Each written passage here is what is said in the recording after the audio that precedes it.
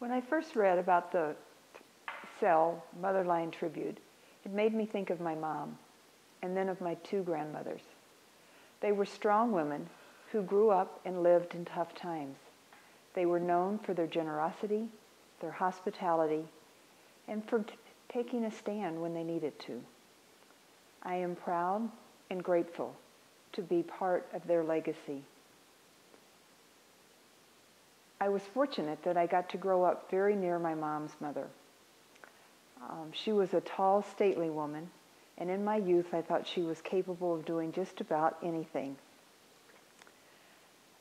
She loved to garden and to cook, and she made the best homemade rolls. And in the fall, she would gather apples from her yard as well as mine and would make applesauce, in which she would put it in this beautiful crystal bowl and put it on her kitchen table. And now when I make applesauce, I put it in that same bowl. The other thing I remember about her is how she knew everyone's story. She loved to meet people and learn about them. She was genuinely interested in what they had to say and what had happened to them. And as a teenager, when I would be with her and she would engage in conversations with strangers, I would be so embarrassed. And now that I'm older, I realize what a gift that was and is.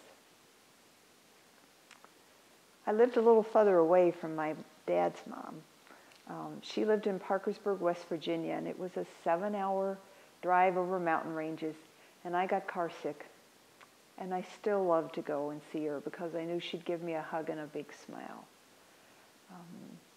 She lived in a farmhouse with no running water, a big potbelly stove in the main room, which is what heated the house. She had a well and a pump out front and an outhouse out back. Pretty amazing to me now. In the summer, she'd always make me a jar of jelly that I could take home. So she would make it up on the stove and put it in the jar and seal the top with paraffin wax so I would remember my trip. And in the winter, she would pile my bed with quilts so I would stay warm. And she made quilts. She made beautiful quilts. She would cut up my childhood dresses and sew the pieces together by hand and make quilts. And one of my favorite possessions is the double wedding ring quilt that she gave me when I was a teenager. And it now graces the bed in my guest bedroom. My contribution to the Cell Motherline is for my mom and especially for my grandmothers, for their generosity, for their hospitality, and their authenticity. And I hope to pass on that legacy to my two granddaughters.